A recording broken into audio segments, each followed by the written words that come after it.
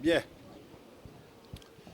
Je voudrais donc profiter de la présence du ministre Blé Goudé, qui est le président de la jeunesse ivoirienne, qui est venu ici nous apporter le soutien de cette jeunesse, pour m'adresser un peu à un des jeunes aussi, qui par la force des choses est devenu aujourd'hui Premier ministre et qui du haut de son piédestal nargue tout le monde. Je veux parler de Guillaume Soro.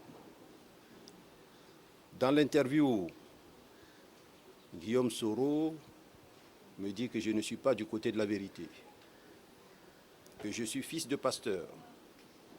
Je le reconnais. Mais je lui dis qu'il n'est pas du côté de la vérité, qu'il a été ancien séminariste, donc il était pratiquement, lui, à deux doigts d'être prêtre, c'est-à-dire homme de Dieu. Il faut que les choses soient claires pour les Ivoiriens. Et je voudrais que les Ivoiriens sachent la vérité.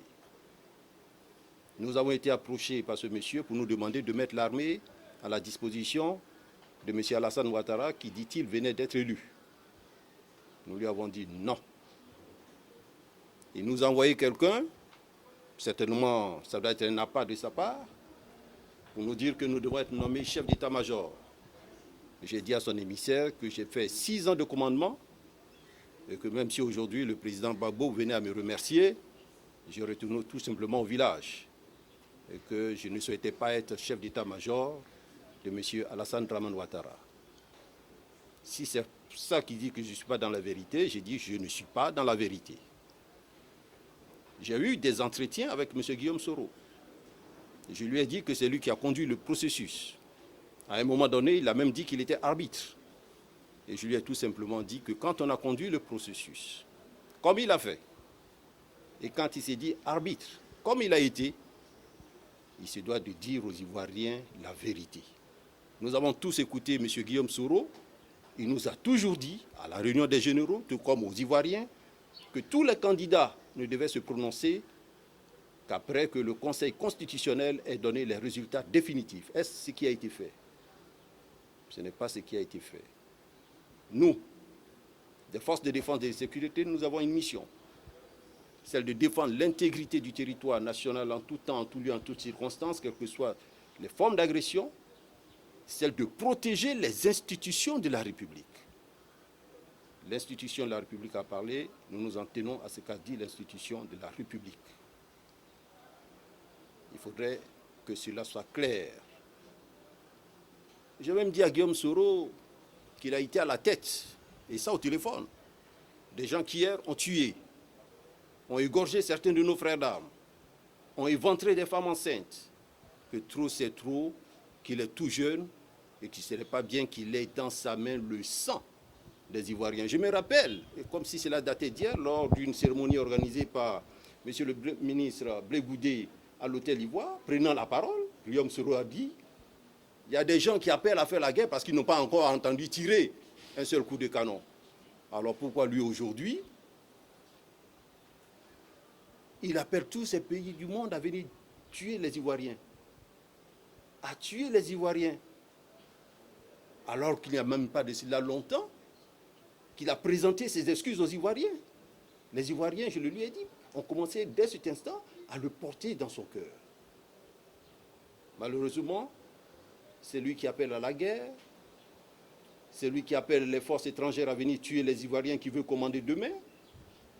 Et nous disons, trop c'est trop, il faudrait qu'il arrête. Il faudrait qu'il arrête tout cela. Il faudrait qu'il puisse comprendre cela. Si le lui dire, il pense que c'est faire preuve, c'est insulter Alassane Dramane Ouattara, alors je dis qu'il est en train de faire une fausse route. Il est en train de faire une fausse route. Et les chrétiens, tout comme moi, notre Dieu, c'est un Dieu de justice. C'est un Dieu de justice. Il faut qu'il se le dise. Il est certes bon, mais lent à la colère. Et tout ce qui se passe, se fait sur cette terre, tôt ou tard, on finit par le payer. Il faudra qu'il le sache.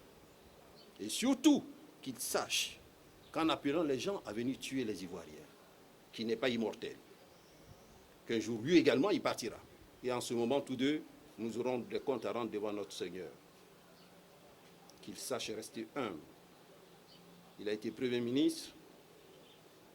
Nous avons respecté ses fonctions. Qu'il ait un minimum d'égards pour les Ivoiriens. Qu'il ait un minimum d'égards pour l'armée nationale. Et qu'il se garde de dire et de faire certaines choses. Aujourd'hui, ce même Guillaume Soro veut que nous mettions l'armée nationale à sa disposition. N'est-ce pas lui qui l'a combattu hier? N'est-ce pas lui qui a tué les éléments des forces de défense et de sécurité? N'est-ce pas lui qui a fait aligner des frères pour les égorger avec leurs familles et leurs enfants? Ils crient haro sur tous les toits. Ils sont à la recherche de charniers.